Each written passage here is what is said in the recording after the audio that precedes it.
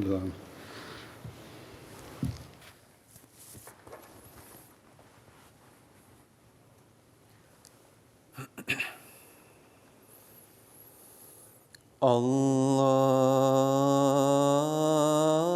الله أكبر الله أكبر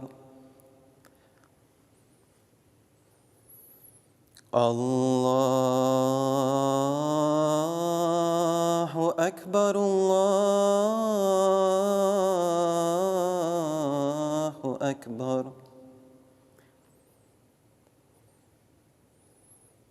أشهد أن لا إله إلا الله.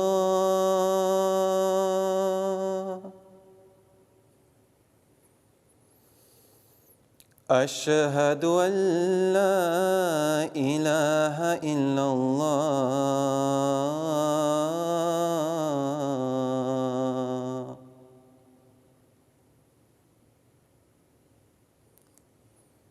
أشهد أن محمدًا رسول الله.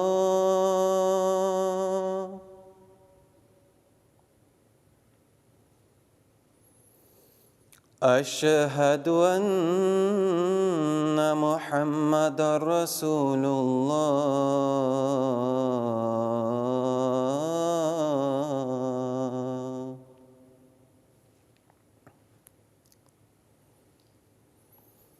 حي على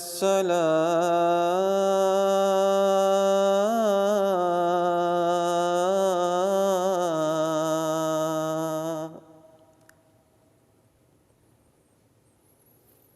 حي على الصلاة.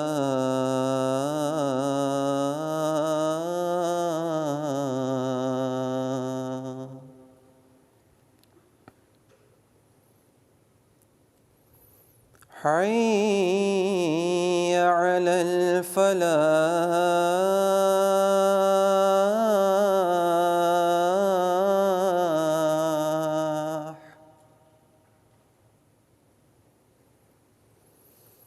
حي على الفلاح.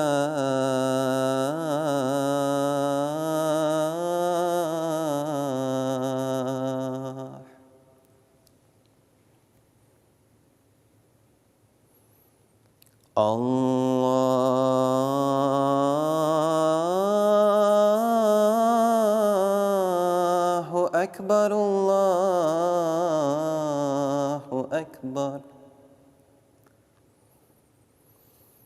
لا إله إلا الله.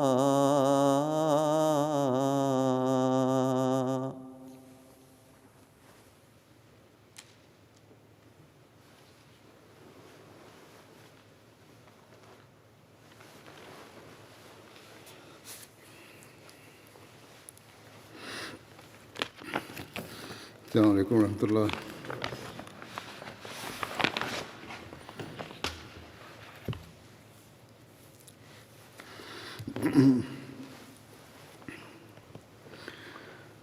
أشهد أن لا إله إلا الله وحده لا شريك له وأشهد أن محمدًا عبده ورسوله.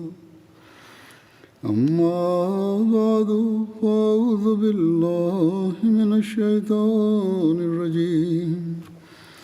بسم الله الرحمن الرحيم. الحمد لله رب العالمين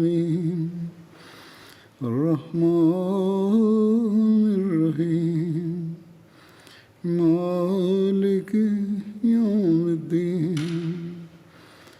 إياك نعبد وإياك نستعين. اهدنا الصراط المستقيم صراط الذين أنعمت عليهم غير المغضوب عليهم ولا الضالين. آج کل ہم حضرت عمر رضی اللہ عنہ کا ذکر کر رہے ہیں، اور ان کے زمانے میں جو بعض جنگیں ہوئی تھیں ان کا ذکر ہو رہا تھا. اسی حوالے سے آج بھی بیان کروں گا.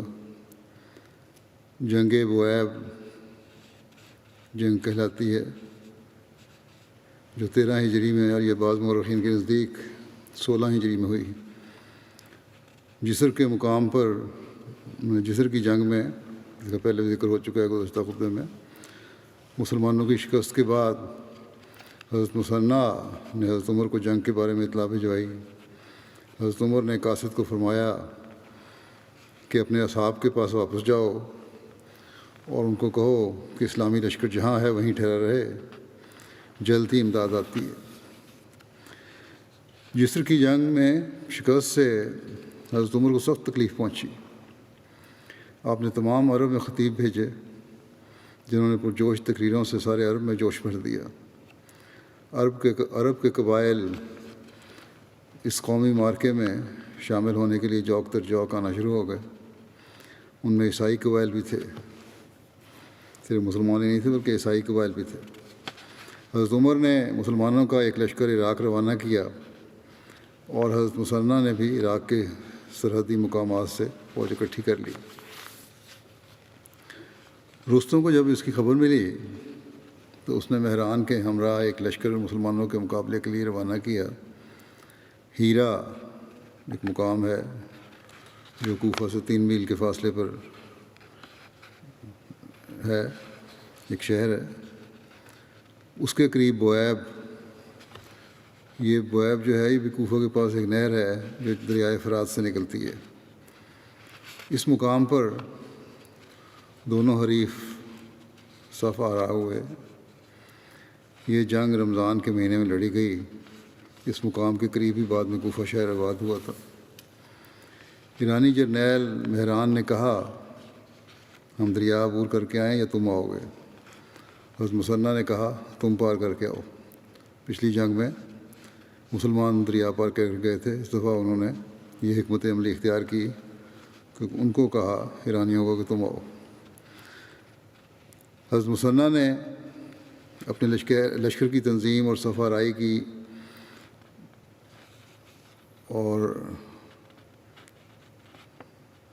پھر ان کے الگ الگ حصوں پر تجربہ کار سردار مقرر کیے، اور اپنے مشہور گھوڑے شموس نامی پر سوار ہو کر اسلامی لشکر کی صفوں کا چکر کاٹ کر معائنہ کیا، اور ہر جھنڈے کے پاس ٹھہر کر جنگ کے بارے میں ہدایات جنگ دیں، اور ولولہ خیز الفاظ میں ان کے حوصلے بڑھاتے ہوئے یوں فرمایا کہ مجھے امید ہے کہ آج عرب پر تمہاری وجہ سے داغ نہیں لگے گا. خدا کی قسم میں اپنی ذات کے لیے آج وہی کچھ پسند کرتا ہوں جو تم میں سے عام آدمی کے لیے میری نظر میں پسندیدہ ہے، اور یعنی میں اور تم برابر ہیں. اور سرفروشان اسلام نے پرجوش الفاظ سے اپنے محبوب قائد کی آواز پر پورے جوش سے لبیک کا، اور کیوں نہ کہتے، جبکہ اس نے اپنے ہر قول و فعل میں ہمیشہ ہی ان سے نہایت منصفانہ سلوک روا رکھا تھا، اور راحت و تکلیف دونوں میں ان کا ساتھ دیا تھا، اور کسی کی مجال نہ تھی کہ وہ ان کی کسی بات پر انگلی رکھ سکے. حضرت مثنیٰ نے لشکر کو ہدایت کی کہ میں 3 تکبیریں کہوں گا، تم تیار اور مستعد ہو جانا، اور چوتھی تکبیر سنتے ہی دشمن پر حملہ کر دینا. حضرت مثنیٰ نے پہلی مرتبہ نعرہ تکبیر بلند کیا تو ایرانی فوج نے جلدی سے حملہ کر دیا. اس لیے مسلمانوں نے بھی جلدی کی، اور پہلی تکبیر کے بعد ہی قبیلہ بنو عجل کے بعض افراد اپنے صفوں سے نکل کر مقابلے کے لیے بڑھے. اس طرح صفوں میں خلل پیدا ہو گیا. حضرت مثنیٰ نے ایک شخص کو پیغام دے کر ان کی طرف بھیجا کہ پیغام یہ تھا کہ امیری لشکر سلام کہتا ہے اور کہتا ہے کہ آج مسلمانوں کو رسوا نہ کرو. اس کے بعد وہ جو قبیلہ تھا وہ سنبھل گیا. پھر ایک شدید جنگ کے بعد ایرانیوں میں بھگدڑ پڑ گئی. اس جنگ میں ایرانیوں کے مقتولین کی تعداد 1 لاکھ بیان کی جاتی ہے۔ ایرانی لشکر کا سالار مہران اس جنگ میں قتل ہوا۔ اس جنگ کو یوم العاشار بھی کہا جاتا ہے کیونکہ اس جنگ میں 100 لوگ ایسے تھے جن میں سے ہر ایک نے 10 آدمیوں کو قتل کیا تھا۔ ایرانی لشکر شکست کھا کر پل کی طرف بھاگا تاکہ دریا عبور کر کے اپنے محفوظ علاقے میں چلا جائے، لیکن حضرت مثنیٰ نے اپنا دستہ لے کر ان کا تعاقب کیا اور پل پار کرنے سے پہلے ہی ان کو گھیر لیا اور دریا کا پل توڑ کر بہت سے ایرانی فوجیوں کو قتل کر دیا۔ بعد میں حضرت مثنیٰ افسوس کا اظہار فرمایا کرتے تھے کہ میں نے شکست خوردہ لوگوں کا تعاقب کیوں کیا، مجھے یہ نہیں کرنا چاہیے تھا۔ آپ فرماتے کہ مجھ سے بڑی غلطی ہوئی ہے۔ میرے لیے زیبا نہیں کہ میں ان سے مقابلہ کروں جو مقابلے کی طاقت نہیں رکھتے تھے۔ آئندہ میں کبھی ایسا نہیں کروں گا۔ اور پھر آپ نے مسلمانوں کو نصیحت کی کہ اے مسلمانوں، تم بھی کبھی ایسی حرکت نہ کرنا اور اس معاملہ میں میری پیروی نہ کرنا۔ یہ غلطی میرے سے ہو گئی، دوڑتے ہوئے تعاقب کیا، یہ نہیں ہونا چاہیے۔ اس معرکے میں یہ ہیں اسلامی اخلاق اصل میں۔ تو اس معرکے میں اسلامی لشکر کے بعض بڑے بڑے کردار مثلاً خالد بن ہلال اور مسعود بن حارثہ بھی شہید ہوئے تھے۔ حضرت مثنیٰ نے شہداء کا جنازہ پڑھایا اور فرمایا، خدا کی قسم میرے رنج و غم کو یہ بات ہلکا کرتی ہے کہ یہ لوگ اس جنگ میں شامل ہوئے اور انہوں نے جرأت اور بہادری سے کام لیا اور ثابت قدم رہے اور ان کو کسی قسم کی گھبراہٹ اور پریشانی نہیں ہوئی۔ اور پھر یہ بات میرے غم کو ہلکا کرتی ہے کہ شہادت گناہوں کی معافی کے لیے کفارہ بن جاتی ہے۔ اس جنگ کے ذکر میں مورخین ایک واقعہ بیان کرتے ہیں جس سے مسلمان خواتین کی ہمت و دلیری پر روشنی پڑتی ہے۔ میدان جنگ سے دور مقام کوادس پر اسلامی لشکر کی خواتین اور بچوں کا کیمپ تھا۔ لڑائی کے خاتمے پر جب مسلمانوں کا ایک دستہ گھوڑے دوڑاتا ہوا کیمپ کے سامنے پہنچا تو مسلمان خواتین کو یہ غلط فہمی ہوئی کہ یہ دشمن کی فوج ہے جو ہم پر حملہ کرنے آئی ہے۔ انہوں نے بڑی تیزی سے بچوں کو تو گھیرے میں لے لیا اور خود پتھر اور چوبیں لے کر مارنے پر تل گئیں۔ فوجی دستے کے قریب پہنچنے پر ان کو یہ معلوم ہوا تو اس پارٹی کے یعنی کہ تو مسلمان ہیں، تو اس پارٹی کے رہنما عمر بن عبد المسیح نے بے ساختہ کہا کہ اللہ کے لشکر کی خواتین کو یہی زیبا ہے۔ معرکہ بوائب ختم ہو گیا مگر اپنے پیچھے گہرے اثرات چھوڑ گیا۔ ایران کی اسلامی مہم میں اس سے قبل کبھی اتنا جانی نقصان نہ ہوا تھا۔ اس معرکے کا یہ اثر ہوا کہ عراق کے اکثر نواب میں مسلمانوں کے پاؤں مضبوط ہو گئے اور سواد عراق پر دجلہ تک ان کا قبضہ ہو گیا، اور معمولی جھڑپوں کے بعد ارد گرد کے سارے علاقوں پر بھی مسلمان اثر نو قابض ہو گئے جو پہلے چھوڑ گئے تھے، اور ایرانی افواج نے اس میں خیریت دیکھی کہ پسپا ہو کر دجلہ کے دوسرے کنارے پر جا اتریں۔ اس فتح کے بعد مسلمان عراق کے مختلف علاقوں میں پھیل گئے۔ پھر ہوئی جنگ قادسیہ جو 14 ہجری میں ہوئی۔ قادسیہ موجودہ عراق میں ایک مقام ہے اور کوفہ سے 45 میل کے فاصلے پر واقع ہے۔ 14 ہجری میں حضرت عمر فاروق کے دور خلافت میں مسلمانوں اور ایرانیوں کے درمیان قادسیہ کے مقام پر ایک فیصلہ کن جنگ لڑی گئی جس کے نتیجے میں ایرانی سلطنت مسلمانوں کے قبضے میں آ گئی۔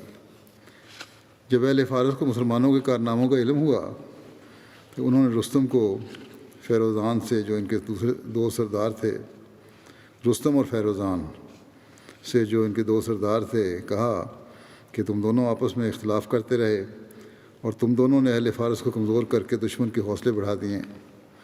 اب معاملہ اس حد تک پہنچ گیا ہے کہ اگر ہم یوں ہی رہتے ہیں تو ایران تباہ ہو جائے گا، کیونکہ بغداد، سوات مدائن کے قریب مقام ہے، اور تکریت بغداد اور موصل کے درمیان، بغداد سے 30 میل کے یا 30 فرسخ یا 90 میل کے فاصلے پر ایک مشہور شہر ہے۔ اس کے بعد اب محض مدائن شہر ہی باقی بچا ہے۔ اگر تم دونوں متفق نہ ہوئے تو انہوں نے کہا تو پہلے ہم تم دونوں کو ہلاک کریں گے، پھر خود ہلاک ہو کر سکون حاصل کر لیں گے، یعنی پھر ہم جنگ خود ہی کریں گے۔ رستم اور فیروزان نے بوران کو معزول کر کے یزدجر کو تخت پر بٹھا دیا، تو اس وقت 21 سال کا تھا۔ تمام قلعوں اور فوجی چھاؤنیوں کو مستحکم کر دیا گیا۔ حضرت مثنیٰ نے جب اہل فارس کی ان سرگرمیوں سے حضرت عمر کو مطلع کیا تو آپ نے فرمایا، حضرت عمر نے فرمایا کہ خدا کی قسم، میں اہل عجم کو بادشاہوں کا مقابلہ عربوں کے عمراء اور بادشاہوں سے کراؤں گا۔ چنانچہ ہر رئیس، صاحب الرائے، معزز، خطیب اور شاعر کو مقابلے کے لیے روانہ کیا گیا۔ نیز حضرت مثنیٰ کو حکم دیا کہ وہ عجمی علاقے سے نکل کر ان ساحلی علاقوں میں آ جائیں جو تمہاری اور ان کی حدود کے پاس ہیں۔ قبیلہ ربیہ اور مضر کے لوگوں کو بھی ساتھ شامل کرنے کا حکم دیا۔ حضرت عمر نے عرب میں چاروں طرف نقیب بھیجے اور سرداروں اور رؤساء کو مکہ میں جمع ہونے کے لیے فرمایا۔ چونکہ حج قریب آ چکا تھا، حضرت عمر حج کے لیے روانہ ہوئے۔ حج کے دوران عرب قبائل ہر طرف سے جمع ہو گئے۔ جب آپ حج سے واپس تشریف لائے تو مدینے میں ایک بڑا لشکر جمع تھا۔ حضرت عمر نے اس لشکر کی کمان خود سنبھالی اور حضرت علی کو مدینے میں امیر مقرر کر کے روانہ ہوئے اور سرار میں پڑاؤ ڈالا۔ سرار بھی مدینہ سے 3 میل کے فاصلے پر ایک چشمہ ہے۔ کہتے ہیں کہ ابھی حضرت عمر کا خود محاذ جنگ پر جانے کا معین فیصلہ نہیں ہوا تھا۔ روانہ تو ہو گئے تھے لشکر لے کے، لیکن فیصلہ نہیں کیا تھا کہ خود جائیں گے یا آگے جا کے کسی اور کو کمانڈر بنا کے روانہ کریں گے۔ بہرحال تاریخ طبری میں ہے کہ حضرت عمر نے لوگوں سے مشورہ کیا، سب نے آپ کو فارس جانے کا مشورہ دیا۔ انہوں نے کہا اپنی کمان میں ہی لے کر جائیں سارے لشکر کو۔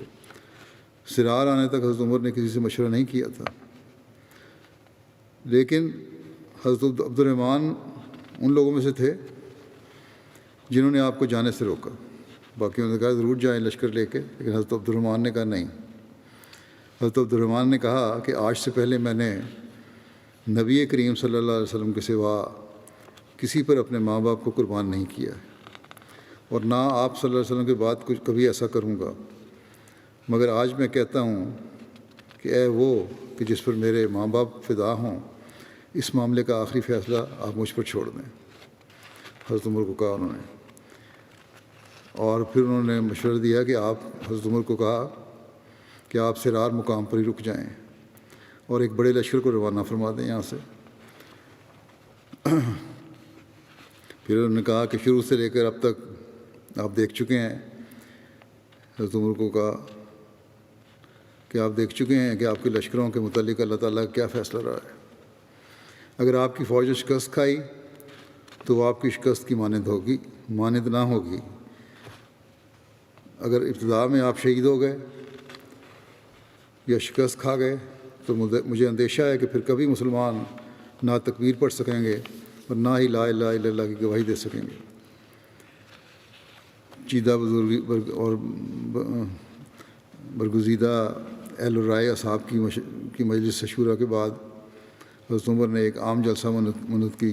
یہ مشورہ جب مل گیا ان کو عبد الرحمن کا، تو پھر بعض چیدہ لوگوں سے مشورہ کیا اور اس کے بعد ایک جلسہ عام منعقد کیا، جس میں تقریر کرتے ہوئے حضرت عمر نے فرمایا کہ اللہ تعالیٰ نے لوگوں کو اسلام پر جمع کر دیا ہے اور ان کے دلوں میں ایک دوسرے کی الفت پیدا کر دی ہے، اور اسلام میں سب کو بھائی بھائی بنا دیا ہے، اور مسلمانوں کی باہمی حالت جسم کی طرح ہے کہ ایک حصے کو تکلیف ہو تو دوسرا بھی اس کو محسوس کیے بغیر نہیں رہ سکتا۔ لہذا مسلمانوں کے لیے ضروری ہے کہ ان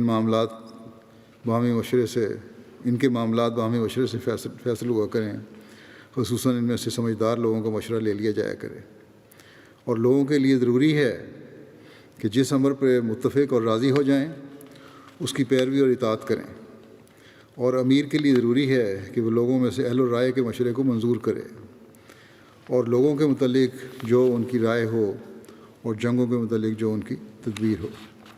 اے لوگو، میں تمہاری طرح ایک فرد بن کر تمہارے ساتھ ہونا چاہتا تھا۔ حضرت عمر نے فرمایا، اے لوگو، میں تمہاری طرح ایک فرد بن کر تمہارے ساتھ ہونا چاہتا تھا، جنگ میں شامل ہونا چاہتا تھا، مگر تمہارے اہل رائے اشخاص نے مجھے اس سے روکا ہے، اس لیے اب میں نے فیصلہ کیا ہے کہ میں نہ جاؤں اور کسی اور شخص کو بھیج دوں۔ اس وقت حضرت عمر کسی شخص کی تلاش میں تھے۔ اسی دوران ان کی خدمت میں حضرت سعد کا خط آیا۔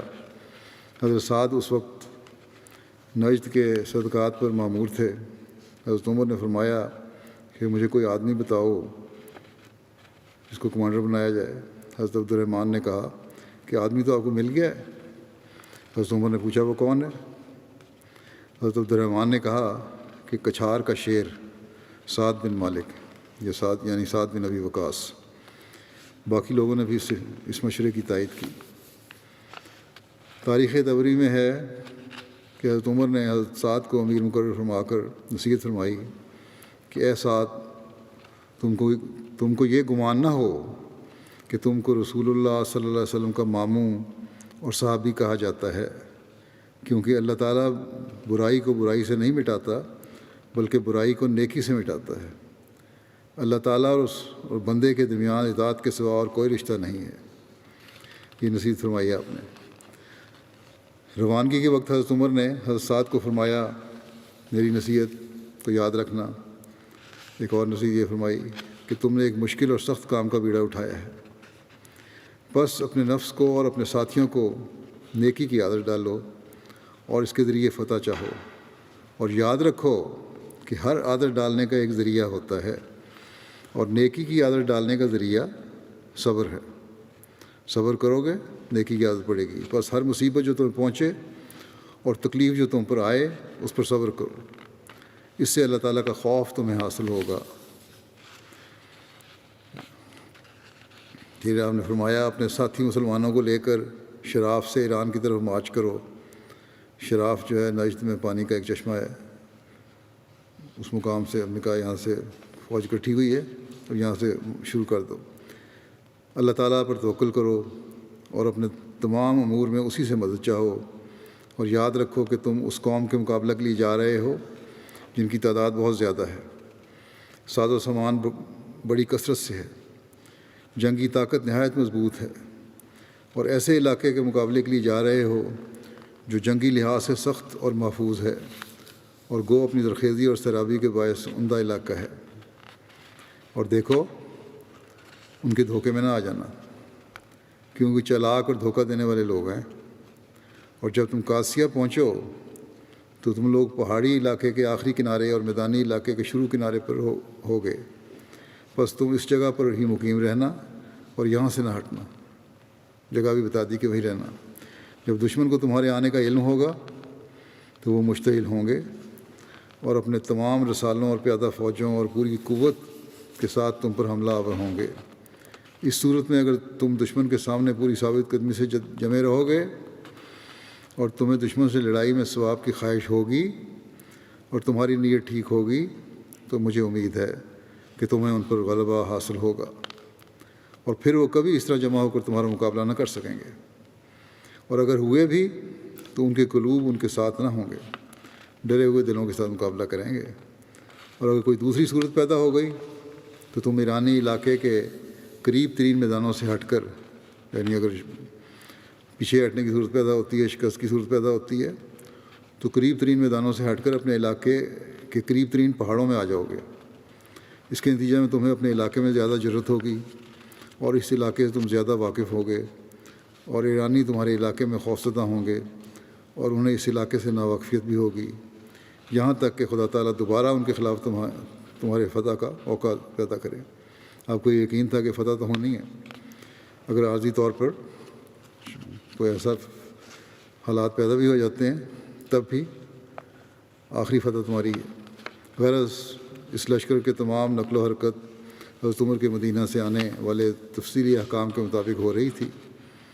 چنانچہ طبری نے لکھا ہے کہ حضرت عمر نے شراف سے لشکر کی روانگی کی تاریخ بھی مقرر فرما دی تھی، اور یہ بھی ہدایت کی کہ قادسیہ پہنچ کر لشکر کا قیام عزیب الحجانات اور عزیب القوادس کے مقامات کے درمیان ہو، اور یہاں پر لشکر کو شرقاً غرباً پھیلا دیا جائے۔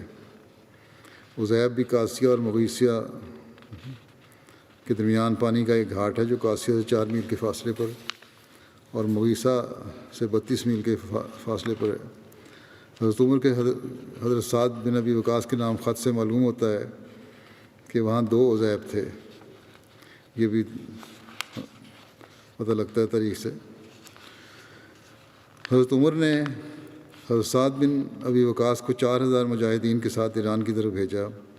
بعد میں 2000 یمنی، 2000 نجدی بھی جا ملے۔ راستہ میں بنو اسد کے 3000 افراد اور اشس بن قیس کندی 1700 یمنی سپاہیوں کے ساتھ شامل ہوئے۔ مسلمانوں کے لشکر کی تعداد آہستہ آہستہ پھر جو پہلے بھی لشکر تھا وہاں 30,000 سے زائد ہو گئی۔ اس فوج کی اہمیت کا اندازہ اس سے ہو سکتا ہے کہ اس میں 99 ایسے صحابی تھے جو حضور صلی اللہ علیہ وسلم کے ساتھ غزوہ بدر میں شامل ہو چکے تھے۔ طبری نے ان کی تعداد 70 سے زائد بیان کی ہے۔ 310 سے زائد وہ تھے جنہیں ابتدائی اسلام سے لے کر بیعت رضوان تک حضرت صلی اللہ علیہ وسلم کی صحبت کا شرف حاصل ہو چکا تھا۔ 300 ایسے اصحاب تھے جو فتح مکہ میں شامل تھے۔ 700 ایسے تھے جو خود صحابی نہ تھے لیکن صحابہ کی اولاد ہونے کا فخر حاصل تھا انہیں۔ حضرت سعد بن ابی وقاص نے شراف پہنچ کر پڑاؤ کیا۔ مثنیٰ 8000 آدمیوں کے ساتھ مقام ذوقار کوفہ قریب پانی کا ایک گھاٹ ہے، اس میں مسلمانوں کی کمک کا انتظار کر رہے تھے کہ اسی اثناء میں ان کا انتقال ہو گیا۔ انہوں نے بشیر بن خصاصیہ کو اپنا جانشین مقرر کیا، مثنیٰ تو وہاں فوت ہو گئے۔ شراف پہنچ کر حضرت سعد نے حضرت عمر کو لشکر کے قیام کی مفصل حالات بھجوائے۔ اس پر حضرت عمر نے لشکر کی ترتیب خود مقرر فرمائی اور خط میں تحریر فرمایا کہ تمام لشکر کو 10 مجاہدین کے احزاب میں تقسیم کر کے ان پر ایک ایک نگران مقرر کر دو اور ان دستوں پر ایک بڑا افسر مقرر کر دینا، پھر ان کی تعداد کا حساب کر کے ان کو قادسیہ کی طرف روانہ کر دینا۔ اپنی کمان میں مغیرہ بن شعبہ کے دستے کو رکھنا۔ حضرت عمر نے ہدایت فرمائی حضرت سعد کو کہ مغیرہ بن شعبہ کو اپنی کمان میں رکھنا، اس کے دستے کو۔ اس کے بعد کے حالات کی تفصیل مجھے روانہ کرنا، اور پھر جو روز کی ڈیولپمنٹ ہوگی، جو حالات پیدا ہوں گے، مجھے بتاتے رہنا۔ حضرت سعد نے ان ہدایات کے مطابق لشکر کی ترتیب لگائی اور حضرت عمر کو مفصل حالات لکھے۔ ہر 10 آدمیوں پر نگران مقرر کرنا اسی نظام کا تحت تھا جو نبی کریم صلی اللہ علیہ وسلم کے دور میں رائج تھا۔ ایک اور خط میں حضرت عمر نے حضرت سعد کو تحریر فرمایا کہ اپنے دل کو نصیحت کرتے رہو اور اپنی فوج کو واعظ و نصیحت کرتے رہو۔ صبر اختیار کرو کیونکہ خدا تعالیٰ کی طرف سے بدلہ نیت کے مطابق ملتا ہے۔ جو ذمہ داری تمہارے سپرد ہے اور جو کام تم کرنے جا رہے ہو، اس میں پوری احتیاط سے کام کرو، خوب احتیاط سے کام کرو، خدا سے عافیت چاہو اور لا حول ولا قوت الا باللہ کثرت سے پڑھا کرو۔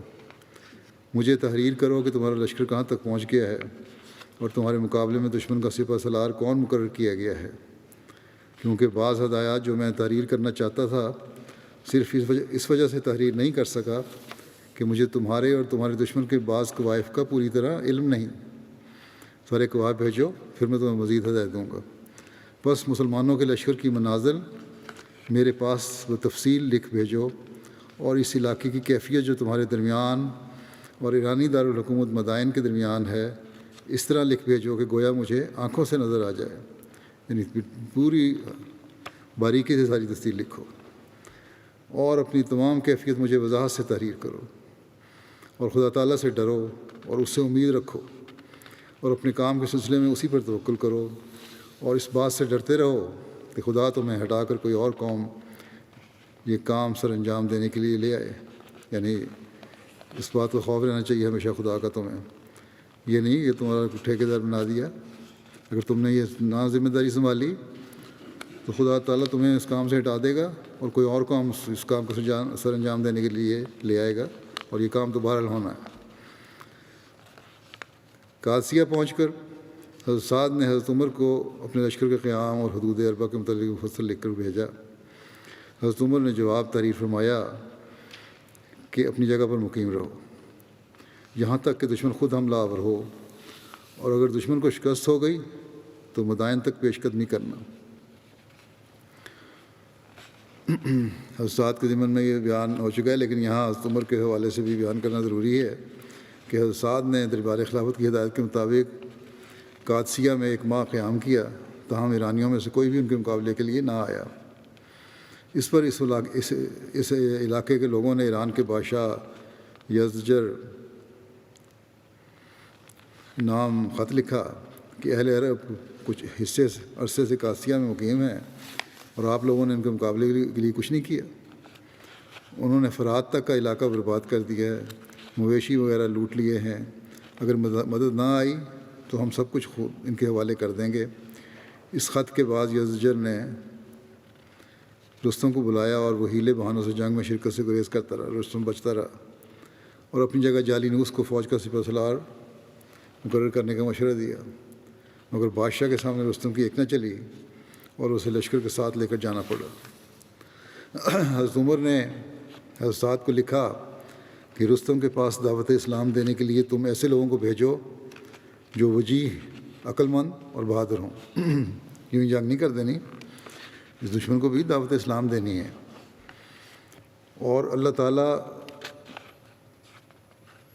فرمایا کہ اللہ تعالیٰ اس دعوت کو ان کی توہین اور ہماری کامیابی کا ذریعہ بنائے گا، تم روزانہ مجھے خط لکھتے رہو۔ اس کے بعد حضرت سعد نے 14 نامور اشخاص کو منتخب کر کے دربار ایران میں سفیر بنا کر بھیجا کہ تاکہ وہ شاہ ایران یزدجر کو دعوت اسلام دیں۔ مسلمان گھوڑوں پر سوار تھے، ان مسلمانوں پر چادریں تھیں اور ان کے ہاتھوں میں کوڑے تھے۔ سب سے پہلے حضرت نعمان بن مقرن نے بادشاہ سے بات کی، پھر مغیرہ بن زرارہ نے بادشاہ سے یہ کہا کہ تمہارے ساتھ یا تو جنگ ہوگی یا پھر تمہیں جزیہ دینا ہوگا۔ اب تمہارے اختیار میں ہے کہ ہماری متحدی تسلیم کرتے ہوئے جزیہ دو یا پھر جنگ کے لیے تیار رہو۔ تاہم ایک تیسری بات بھی ہے، اگر اسلام قبول کر لو گے تو ہر چیز سے اپنے آپ کو محفوظ کر لو گے۔ اس پر یزدجر نے کہا کہ اگر قاصدوں کو قتل کرنا ممنوع نہ ہوتا تو میں تم سب کو قتل کر دیتا، میرے پاس تمہارے لیے کچھ نہیں ہے، دوڑ جاؤ یہاں سے۔ پھر اس نے مٹی کا ایک ٹوکرا منگوا کر کہا کہ میری طرف سے یہ لے جاؤ، اور اس نے حکم دیا کہ ان قاصدوں کو مدائن کے دروازے سے باہر نکال دو۔ عاصم بن عمرو نے وہ مٹی لی اور جا کر حضرت سعد کو دیتے ہوئے کہا کہ خوشخبری ہو، اللہ تعالیٰ نے ہمیں اس ملک کی چابیاں عطا کر دی ہیں۔ اس واقعے کے بعد کئی مہینے تک دونوں طرف سکوت رہا۔ رستم اپنی فوج کے ساتھ سبات میں پڑا رہا اور یزدجر کی تاکید کے باوجود جنگ سے جی چراتا رہا۔ یزدجر کو بار بار کہا کہ ہماری حفاظت کریں ورنہ ہم اہل عرب کے مطیع ہو جائیں گے۔ لوگوں نے اس بات کو کہا، اس پر مجبور ہو کر رستم کو مقابلے کے لیے بڑھنا پڑا اور ایرانی فوجیں سبات سے نکل کر قادسیہ کے میدان میں خیمہ زن ہوئیں۔ رستم جب سبات سے نکلا تو اس کے لشکر کی تعداد 1,20,000 تھی اور اس کے ہمراہ 33 ہاتھی تھے۔ رستم نے مدائن سے قادسیہ پہنچنے تک 4 ماہ کا عرصہ لگایا۔ رستم نے قادسیہ میں پڑاؤ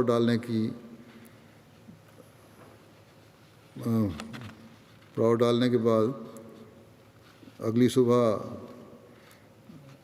اسلامی لشکر کا جائزہ لیا اور مسلمانوں کو واپس جانے اور صلح کی پیشکش کی۔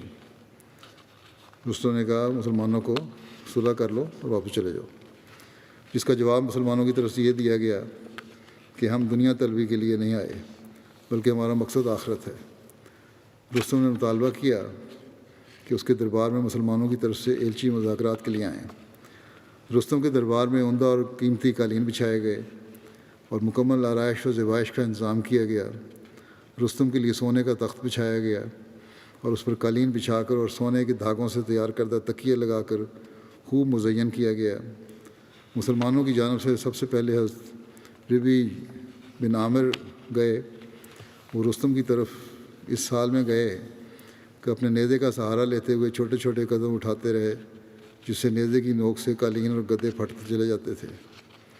وہ رستم کے پاس پہنچے اور نیچے بیٹھ کر اپنا نیزہ قالین پر گاڑ دیا۔ حضرت ربی نے 3 باتیں رستم کے سامنے رکھیں کہ آپ لوگ اسلام لے آئیں، ہم آپ کو پیچھے چھوڑ دیں گے، اور آپ کے ملک سے بھی ہمیں کوئی سروکار نہیں ہوگا، پھر ٹھیک ہے اپنے ملک کو سنبھالو۔ ہمیں جزیہ دیں جسے قبول کر کے ہم آپ کی حفاظت کریں گے، جزیہ دے دو تو پھر ہم تمہاری حفاظت بھی کریں گے۔ اگر کوئی بھی صورت منظور نہ ہو تو پھر چوتھے دن آپ سے لڑائی ہوگی۔ ان 3 دنوں میں ہماری طرف سے جنگ کی ابتدا نہیں ہوگی، لیکن یہ بھی ہے چوتھے دن لڑائی تو ہوگی لیکن ان 3 دنوں میں ہماری طرف سے جنگ کی ابتدا نہیں ہوگی، لیکن اگر آپ لوگوں نے جنگ شروع کر دی تو پھر ہم لڑنے پر مجبور ہوں گے۔ اگلے روز حضرت سعد نے حذیفہ بن محصن کو بھجوایا، انہوں نے بھی حضرت ربیع والی 3 باتیں دہرائیں۔ تیسرے روز حضرت مغیرہ بن شعبہ کے جب انہوں نے اپنے گفتگو کے آخر میں اپنے پہلے دونوں ساتھیوں کی مانند اسلام، جزیہ اور قتال کا ذکر کیا تو رستم نے کہا تب ضرور تم لوگ مرو گے۔ اس پر حضرت مغیرہ نے کہا جو ہم میں سے قتل ہوگا وہ جنت میں جائے گا، اور جو تم میں سے قتل ہوگا وہ جہنم میں جائے گا، اور جو ہم میں سے زندہ رہیں گے وہ تم لوگوں پر کامیاب رہیں گے۔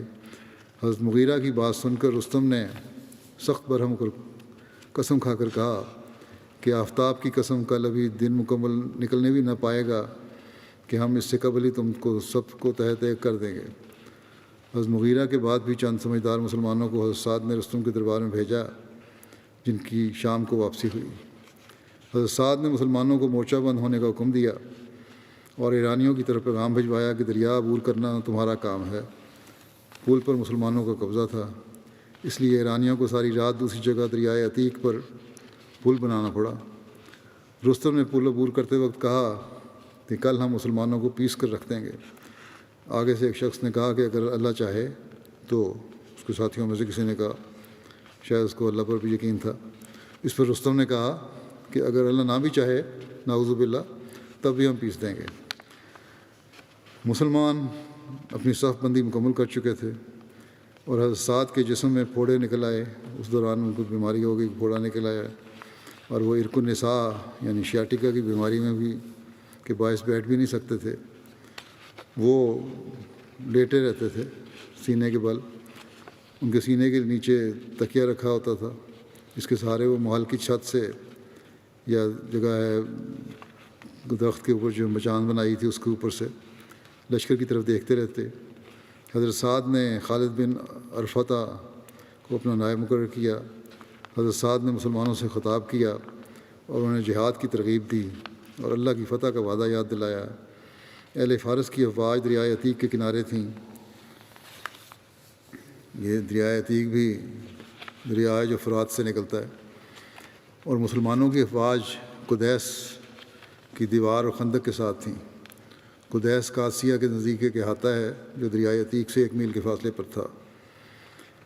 ایرانی فوج میں سے 30,000 زنجیروں میں جکڑی ہوئی تھی، یعنی آپس میں انہوں نے ایک دوسرے سے زنجیریں باندھی تھیں تاکہ کسی کو دوڑنے کا موقع نہ ملے۔ حضرت سعد نے مسلمانوں کو سورہ انفال پڑھنے کا حکم دیا۔ جب تلاوت کی گئی تو مسلمانوں نے سکینت محسوس کی۔ نماز ظہر کی ادائیگی کے بعد مسلمان اور اہل فارس کے درمیان لڑائی کا آغاز ہوا۔ انہوں نے مسلمانوں کو کافی نقصان پہنچایا۔ قبیلہ بنو تمیم کے ماہر تیر اندازوں کو بلا کر حضرت عاصم نے کہا کہ اپنے تیروں کے ذریعے ان ہاتھیوں پر بیٹھے سواروں پر حملہ کرو، اور بہادر سپاہیوں سے کہا کہ ہاتھیوں کی پشت پر جا کر ان کے ہودیوں کے بند کاٹ ڈالو۔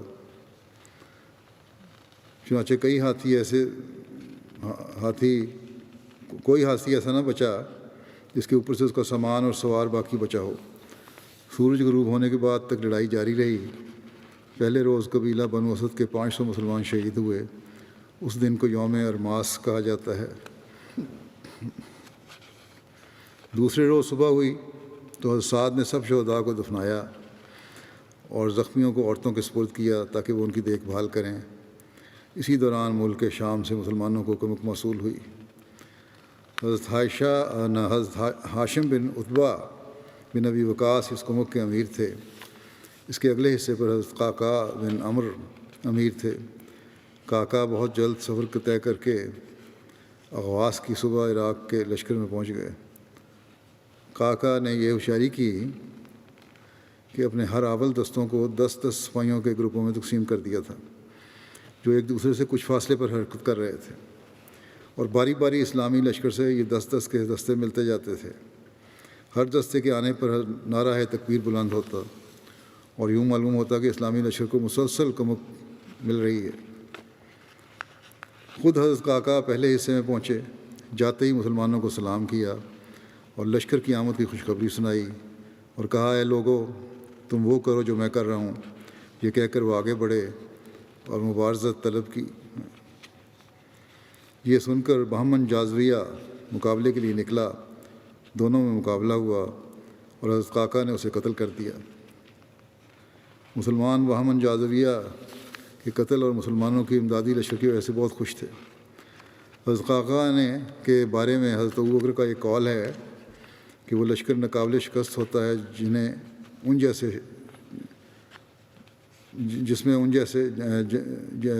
جیسے شخص موجود ہوں۔ اس دن ایرانی اپنے ہاتھیوں کے ذریعے جنگ نہ کر سکے کیونکہ ان کے ہودج گزشتہ روز ٹوٹ گئے تھے، اس لیے وہ صبح سے ان کی درستگی میں مشغول تھے،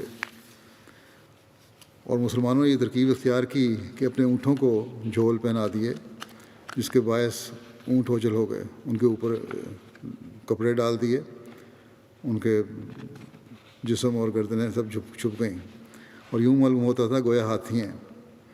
یہ اونٹ جہاں جاتے ایرانیوں کے گھوڑے اس طرح بے دکھنے شروع کر دیتے جیسے گزشتہ روز مسلمانوں کے گھوڑے بے دکھتے رہے تھے۔ صبح سے لے کر دوپہر تک فریقین کے گھوڑ سوار مقابلہ کرتے رہے۔ جب دن آدھے سے زیادہ گزر گیا تو عمومی جنگ شروع ہوئی جو آدھی رات تک جاری رہی۔ یہ دوسرا دن یوم اغواس کہلاتا ہے اور یہ دن مسلمانوں کے نام رہا، یعنی اس میں مسلمانوں کو کامیابی ملی۔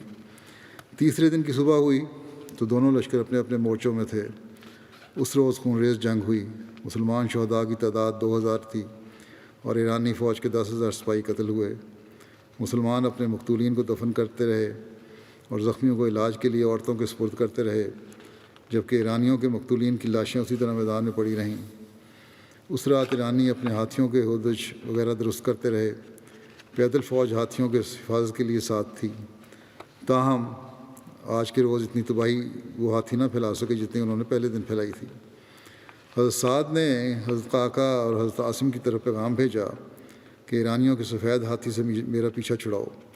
چنانچہ حضرت قعقاع اور حضرت عاصم نے حملہ کر کے اس کی دونوں آنکھوں میں نیزے گھونپے، جس سے ہاتھی نے بدحواس ہو کر اپنے سوار کو نیچے گرا دیا۔ اس کی سونڈ کاٹ دی گئی اور پھر تیروں کے حملے کر کے اسے نیچے گرنے پر مجبور کر دیا۔ اس کے بعد دوسرے مسلمانوں نے ایک اور ہاتھی کی آنکھوں میں نیزے مارے۔ کبھی وہ بھاگ کر مسلمانوں کے لشکر میں آتا تو وہ اس کو نیزے کی نوک چبوتے، اور کبھی ایرانیوں کے لشکر میں جاتا تو وہ اس کو نیزے چبوتے۔ بالآخر وہ ہاتھی جسے اجرب کہتے تھے دریائے عتیق کی طرف بھاگا، اور اس کی دیکھا تھا کہ دیگر ہاتھی بھی اس کے پیچھے دریا میں کود گئے، اور وہ اپنے سواروں سمیت ہلاک ہو گئے۔ دن ڈھلنے تک یہ لڑائی جاری رہی۔ اسے یوم اماس کہتے ہیں۔ عشاء کی نماز کے بعد دوبارہ گھمسان کر رن پڑا۔ کہا جاتا ہے کہ اس وقت تلواروں کی آوازیں یوں سنائی دے رہی تھیں جیسے لوہاروں کی دکانوں میں لوہا کاٹا جا رہا ہو۔ ساری رات حضرت سعد بھی جاگتے رہے اور اللہ کے حضور دعا میں مشغول رہے۔ عرب و عجم نے اس رات جیسا واقعہ کبھی مشاہدہ نہیں کیا تھا۔ صبح ہوئی تو مسلمانوں کا جوش و جذبہ برقرار تھا اور وہ غالب رہے۔ اس رات کے بعد آنے والی صبح تمام لوگوں پر تھکن کی کیفیت تھی کیونکہ پوری رات وہ جاگتے رہے تھے۔ اس رات کو لیلۃ الحریر کہتے ہیں۔ اس کی وجہ تسمیہ یہ لکھی ہے کہ رات مسلمانوں نے آپس میں گفتگو نہ کی بلکہ صرف سرگوشیاں ہی کرتے رہے۔ حریر کا مطلب یہی لکھا ہے جس طرح ہلکی سی آواز وہ کمان میں سے نکلتی ہے جب تیر چلایا جاتا ہے۔ یا چکی چلنے کی آواز ہلکی سی آ رہی ہو۔ تبری میں بھی لیلۃ الحریر کی وجہ تسمیہ یہی لکھی ہے کہ مسلمان اس رات آغاز شب سے لے کر صبح تک نہایت بہادری کے ساتھ جنگ کرتے رہے۔ وہ زور سے نہیں بول رہے تھے بلکہ وہ آہستہ آہستہ سے گفتگو کرتے تھے، اس وجہ سے اس رات کا نام لیلۃ الحریر مشہور ہو گیا۔ بہرحال چوتھی صبح پھر دوپہر تک لڑائی جاری رہی اور ایرانی پسپائی اختیار کرتے رہے۔ اس کے بعد رستم پر حملہ کیا گیا تو دریائے عتیق کی طرف بھاگ نکلا۔ جب اس نے دریا میں چھلانگ لگائی تو ہلال نامی مسلمان نے اسے پکڑ لیا اور گھسیٹ کر خشکی پر لے آیا اور اسے قتل کر ڈالا۔ اس کے بعد وہ مسلمان جس نے یہ قتل کیا تھا رستم کو اعلان کرنے لگا کہ میں نے رستم کو قتل کر دیا، میری طرف آؤ۔ مسلمانوں نے ہر طرف سے اس کو گھیر لیا اور زور سے نعرہ تکبیر لگایا۔ رستم کے قتل کی خبر سے اہل فارس شکست کھا کر بھاگ گئے۔ مسلمانوں نے ان کا تعاقب کر کے انہیں قتل بھی کیا اور ایک بڑی تعداد کو قیدی بھی بنایا۔ اس دن کو یوم قادسیہ کہا جاتا ہے۔ حضرت عمر روزانہ صبح ہوتے ہی میدان میں سے باہر آنے والے سواروں سے جنگ قادسیہ کے بارے میں پوچھا کرتے تھے۔ جب جنگ کی بشارت لانے والے قاصد نے بتایا کہ اللہ نے مشرکوں کو شکست دی ہے تو حضرت عمر اس وقت دوڑتے جا رہے تھے اور معلومات لیتے جا رہے تھے، جبکہ وہ قاصد اپنی اونٹنی پر سوار تھا اور وہ حضرت عمر کو پہچانتا بھی نہ تھا۔ جب وہ قاصد مدینے میں داخل ہوا اور لوگ حضرت عمر کو امیر المومنین کہہ رہے تھے اور سلام کر رہے تھے تو قاصد نے حضرت عمر سے عرض کی کہ آپ نے مجھے کیوں نہیں بتایا کہ آپ امیر المومنین ہیں؟ حضرت عمر نے فرمایا، اے میرے بھائی کوئی بات نہیں۔ بہرحال فتح کی اطلاع کے بعد حضرت عمر نے مجمع میں فتح کی خبر پڑھ کر سنائی اور اس کے بعد ایک پراسر تقریر کی۔ آپ نے حکم بھیجا کہ لشکر اپنی جگہ پر ٹھہرا رہے اور فوج کی دوبارہ تنظیم و ترتیب کی جائے اور دوسرے قابل اصلاح امور کی طرف توجہ دی جائے۔ حضرت سعد نے دربار خلافت سے رہنمائی لی تھی کہ قادسیہ کی جنگ میں بہت سے لوگ ایرانیوں کی طرف سے ایسے بھی تھے جو اس سے قبل مسلمانوں سے صلح کر چکے تھے، اور ان میں بعض تو ایسے اس امر کے مدعی تھے کہ ایرانی حکومت نے ان کے خلاف مرضی جبراً انہیں اپنے ساتھ شامل کر لیا تھا۔ اپنی مرضی سے نہیں آئے تھے بلکہ مجبور ہو کے آئے تھے، اور بہت سے لوگوں کا یہ دعویٰ صحیح بھی تھا۔ بہت سے لوگ جنگ کے باعث اس علاقے کو چھوڑ کر دشمن کے علاقے کی طرف چلے گئے تھے اور واپس آ رہے تھے۔ حضرت عمر نے ان امور کے فیصلے کے لیے مدینہ میں مجلس شورا منعقد کی اور بعد از فیصلہ یہ ہدایت بھیجی کہ جن لوگوں سے مسلمانوں کے معاہدات تھے اور انہوں نے اپنے معاہدات پورے کیے اور اپنے علاقے میں مقیم رہے، دشمن کی طرف نہیں گئے، ان کے معاہدات کا پوری وفاداری سے احترام کیا جائے گا۔ جن لوگوں سے مسلمانوں کے معاہدات نہیں تھے مگر وہ اپنے علاقے میں رہے اور دشمن کی طرف جا کر تمہارے خلاف سفارا نہیں ہوئے تو ان سے بھی وہی سلوک کیا جائے جو ان لوگوں سے کیا جا رہا ہے جن سے معاہدات ہیں۔ جو لوگ یہ دعویٰ کرتے ہیں کہ ایرانی حکومت نے جبراً ان کو لشکر میں شامل کر لیا تھا اور ان کا دعویٰ سچا نظر آتا ہے تو ان سے بھی مسلمانوں کے سلوک میں کوئی کمی نہیں کی جائے، ان کو بھی کچھ نہ کہا جائے۔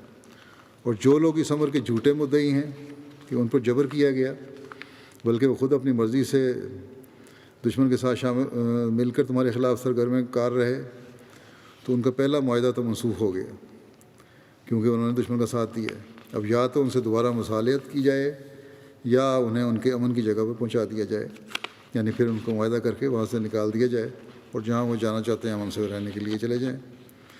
اور جن لوگوں سے معاہدات نہیں اور وہ اس علاقے کو چھوڑ کر دشمن کی طرف چلے گئے اور تمہارے خلاف جنگ آزما ہوئے، ان کے متعلق اگر تم مناسب سمجھو تو انہیں بھی بلا لو اور وہ جزیہ ادا کر دیں۔ نرمی کا سلوک جتنا ہو سکتا ہے کرنا ہے، اور تمہارے علاقے میں رہیں، اگر تم مناسب سمجھو تو انہیں نہ بلاؤ، اور وہ بدستور تمہارے خلاف برسر پیکار رہیں اور تم ان کے خلاف لڑائی جاری رکھو۔ اگر وہ پھر رہتے ہیں اور پھر لڑائی کرتے رہتے ہیں تو پھر ٹھیک ہے، تمہیں بھی لڑائی کا حق ہے، لیکن اگر وہ باز آ جاتے ہیں باوجود دشمن کے ساتھ ملنے کے تو پھر ان کو چھوڑ دو۔ یہ احکام مفید ثابت ہوئے اور نواح کے لوگ واپس آ کر اپنی زمینوں پر آباد ہو گئے، اور وسعت حوصلہ کی ایک عمدہ مثال ہے۔ کتنی وسعت حوصلہ ہے کہ مسلمانوں نے ان لوگوں کو بھی اپنی زمین آباد کرنے کے لیے بلا لیا جو ایک نہایت نازک وقت میں اپنے معاہدات کو بالائے طاق رکھتے ہوئے دشمن سے جا ملے تھے۔ گو مدینہ کی مجلس مشاورت نے انہیں اس امر کی اجازت دے دی تھی کہ چاہے ایسے ایرانیوں کو واپس بلا لیں چاہے نہ بلائیں، اور ان کی اراضی آپس میں تقسیم کریں، مسلمانوں میں تقسیم کر دیں اراضی۔ مورخین نے ذکر کیا ہے کہ اس خطرے کے وقت میں بدعہدی کرنے والوں کو واپس بلایا گیا تو ان کی اراضی پر عام اراضی کی نسبت زیادہ ٹیکس لگایا گیا تھا۔ صرف یہ ایک شرط تھی کہ ٹھیک ہے تم نے بدعہدی کی ہے، واپس آ جاؤ، اپنی زمینیں آباد کرو، لیکن جو ٹیکس زمین کا ہے وہ تمہیں دوسروں کی نسبت زیادہ دینا پڑے گا، لیکن بہرحال زمینوں کے مالک بشک بنے رہو۔ عراق کی فتوحات کے سلسلے میں اس جنگ کو فیصلہ کن حیثیت حاصل ہے۔ مسلمان مجاہدین نے شدید مخالف حالات کا نہایت ثابت قدمی سے مردانہ وار مقابلہ کیا، اور مورخین نے ذکر کیا ہے کہ دربار خلافت سے جب لوگوں کے لیے گزارے مقرر ہوئے تو اس زمن میں قادسیہ میں شرکت بھی ایک وجہ امتیاز سمجھی گئی۔ حضرت عمر نے قادسیہ میں شرکت لوگوں کو زیادہ وظیفے مقرر کیے۔ حضرت مسلم موعود نے جنگ قادسیہ کا ذکر کرتے ہوئے جو فرمایا ہے اس میں سے کچھ حصہ بیان کرتا ہوں۔ حضرت عمر کے زمانے میں جب خسرو پرویز کے پوتے یزدجرد کی تخت نشینی کے بعد عراق میں مسلمانوں کے خلاف وسیع پیمانے پر جنگ کی تیاریاں شروع ہو گئیں تو حضرت عمر نے ان کے مقابلے کے لیے حضرت سعد بن ابی وقاص کی سرکردگی میں ایک لشکر روانہ کیا۔ حضرت سعد نے جنگ کے لیے قادسیہ کا میدان منتخب کیا اور حضرت عمر کو اس مقام کا نقشہ بھجوا دیا۔ حضرت عمر نے اس مقام کو بہت پسند کیا، مگر ساتھ ہی لکھا کہ پیشتر اس کے کہ شاہ ایران کے ساتھ جنگ کی جائے، تمہارا فرض ہے کہ ایک نمائندہ وفد شاہ ایران کے پاس بھیجو اور اسے اسلام قبول کرنے کی دعوت دو۔ چنانچہ انہوں نے اس حکم کے ملنے پر ایک وفد یزدجرد کے ملاقات کے لیے بھجوا دیا۔ جب وہ یہ وفد شاہ ایران کے دربار میں پہنچا تو شاہ ایران نے اپنے ترجمان سے کہا کہ ان لوگوں سے پوچھو کہ یہ کیوں آئے ہیں اور انہوں نے ہمارے ملک میں کیوں فساد برپا کر رکھا ہے۔ جب اس نے یہ سوال کیا تو وفد کے رئیس نے حضرت نعمان بن مقرن کھڑے ہوئے اور انہوں نے رسول کریم صلی اللہ علیہ وسلم کی بعثت کا ذکر کرتے ہوئے بتایا کہ آپ نے ہمیں حکم دیا ہے کہ ہم اسلام کو پھیلائیں اور دنیا کے تمام لوگوں کو دین حق میں شامل ہونے کی دعوت دیں۔ اس حکم کے مطابق ہم آپ کی خدمت میں حاضر ہوئے ہیں اور آپ کو اسلام میں شمولیت کی دعوت دیتے ہیں۔ یزدجرد اس جواب سے بہت برہم ہوا، کہنے لگا تم ایک وحشی اور مردار خوار قوم ہو، تمہیں اگر بھوک اور افلاس نے اس حملے کے لیے مجبور کیا ہے تو میں تم سب کو اس قدر کھانے پینے کا سامان دینے کے لیے تیار ہوں کہ تم اطمینان کے ساتھ اپنی زندگی بسر کر سکو۔ اسی طرح تمہیں پہننے کے لیے لباس بھی دوں گا، تم یہ چیزیں لو اور اپنے ملک کو واپس چلے جاؤ۔ تم ہم سے جنگ کر کے اپنی جانوں کو کیوں ضائع کرنا چاہتے ہو؟ جب وہ بات ختم کر چکا تو اسلامی وفد کی طرف سے حضرت مغیرہ بن زرارہ کھڑے ہوئے اور انہوں نے کہا کہ آپ نے ہمارے متعلق جو کچھ بیان کیا ہے بالکل درست ہے۔ ہم واقعہ میں ایک وحشی اور مردار خور قوم تھے، سانپ اور بچھو اور ٹڈیاں اور چھپکلیاں تک کھا جاتے تھے، لیکن اللہ تعالیٰ نے ہم پر فضل کیا اور اس نے اپنا رسول ہماری ہدایت کے لیے بھیجا۔ ہم اس پر ایمان لائے اور ہم نے اس کی باتوں پر عمل کیا، جس کا نتیجہ یہ ہوا کہ اب ہم میں ایک انقلاب پیدا ہو چکا ہے اور اب ہم میں وہ خرابیاں موجود نہیں جن کا آپ نے ذکر کیا ہے۔ اب ہم کسی لالچ میں آنے کے لیے تیار نہیں ہیں۔ ہماری آپ سے جنگ شروع ہو چکی ہے، اب اس کا فیصلہ میدان جنگ میں ہی ہوگا۔ اگر آپ یہی منظور ہے، آپ کو دعوت نہیں مانتے اور ہمارے سے جنگ کرنا چاہتے ہیں تو پھر ٹھیک ہے، ہم بھی جنگ کریں گے۔ دنیاوی مال و متاع کا لالچ ہمیں اپنے ارادے سے باز نہیں رکھ سکتا۔ یزدجرد نے یہ بات سنی تو اسے سخت غصہ آیا اور اس نے ایک نوکر سے کہا کہ جاؤ اور مٹی کا ایک بورا لے آؤ۔ مٹی کا بورا آیا تو اس نے اسلامی وفد کی سردار کو آگے بلایا اور کہا کہ چونکہ تم نے میری پیشکش کو ٹھکرا دیا ہے، اس لیے اب اس مٹی کے بورے کے سوا تمہیں اور کچھ نہیں مل سکتا۔ وہ صحابی نہایت سنجیدگی کے ساتھ آگے بڑھے، انہوں نے اپنا سر جھکا دیا جیسے پہلے ذکر ہو چکا ہے، لیکن یہ تھوڑی سی تفصیل ہے۔ اپنا سر جھکا دیا اور مٹی کا بورا اپنے پیٹھ پر اٹھا لیا، پھر انہوں نے ایک چھلانگ لگائی اور تیزی کے ساتھ اس کے دربار سے نکل کھڑے ہوئے اور اپنے ساتھیوں کو بلند آواز سے کہا کہ آج ایران کے بادشاہ نے اپنے ہاتھ سے اپنے ملک کی زمین ہمارے حوالے کر دی ہے، اور پھر گھوڑوں پر سوار ہو کر تیزی سے نکل گئے۔ بادشاہ نے جب ان کا یہ نعرہ سنا تو وہ کانپ اٹھا، اور اس نے اپنے درباریوں سے کہا کہ دوڑو اور مٹی کا بورا ان سے واپس لے آؤ۔ یہ تو بڑی بدشگونی ہوئی ہے کہ میں نے اپنے ہاتھ سے اپنے ملک کی مٹی ان کے حوالے کر دی ہے، مگر وہ اس وقت تک گھوڑوں پر سوار ہو کر بہت دور جا چکے تھے۔ لیکن آخر وہی ہوا جو انہوں نے کہا تھا، اور چند سال کے اندر اندر سارا ایران مسلمانوں کے ماتحت آ گیا۔ تو مسلم اور لکھتے ہیں کہ یہ عظیم الشان تغیر مسلمانوں میں کیوں پیدا ہوا؟ اسی لیے کہ قرآنی تعلیم نے ان کے اخلاق اور ان کی عادات میں ایک انقلاب پیدا کر دیا تھا۔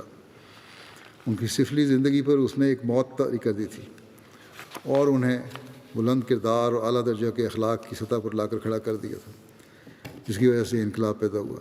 بس قرآنی تعلیم پر عمل کرنے سے ہی حقیقی انقلاب آیا کرتے ہیں۔ یہ انشاءاللہ تعالیٰ آئندہ بھی یہ ذکر چلے گا۔